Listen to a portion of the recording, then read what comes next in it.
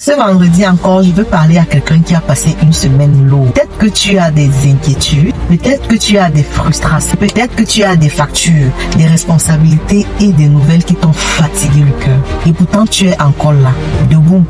Tu peux sourire. Parfois, quand on parle de bonne humeur, certaines personnes pensent que il faut que tout aille bien pour sourire. Mais non, la vraie bonne humeur ne commence pas toujours par une bonne humeur. Mais parfois, elle commence juste par une petite décision intérieure. Seigneur, même si tout n'est pas parfait, je choisis de voir ce que tu es encore.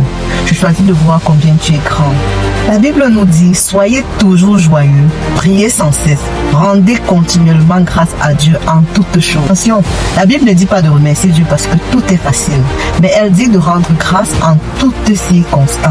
Ça veut dire que même au milieu d'une saison compliquée, je peux encore dire merci Seigneur pour la vie, merci Seigneur pour la force, merci pour le souffle de vie que tu m'as donné aujourd'hui, merci pour la santé que j'ai encore, merci pour les portes que tu vas ouvrir, merci parce que même quand je ne comprends rien, même quand je ne comprends pas du tout, tu ne m'abandonnes pas. Il y a même des recherches qui montrent que pratiquer la gratitude aide les gens à ressentir plus d'émotions positives et à mieux traverser les situations difficiles. Mais pour nous, enfants de Dieu, la gratitude est plus qu'un exercice mental.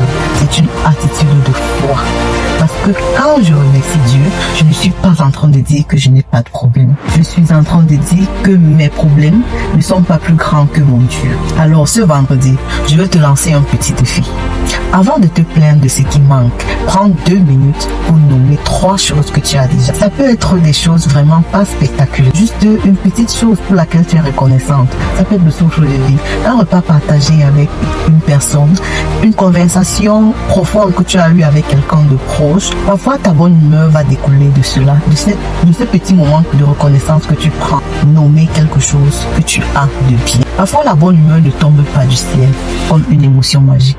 Parfois, elle pousse dans le cœur quand on commence à arroser ce qui est bon. Alors aujourd'hui, ne laisse pas une mauvaise semaine voler ta reconnaissance. Respire, regarde autour de toi et dis simplement, Seigneur, merci pour ce que j'ai déjà. Merci pour ce que tu prépares encore. Que ton vendredi soit rempli de foi, de paix et de bonne humeur.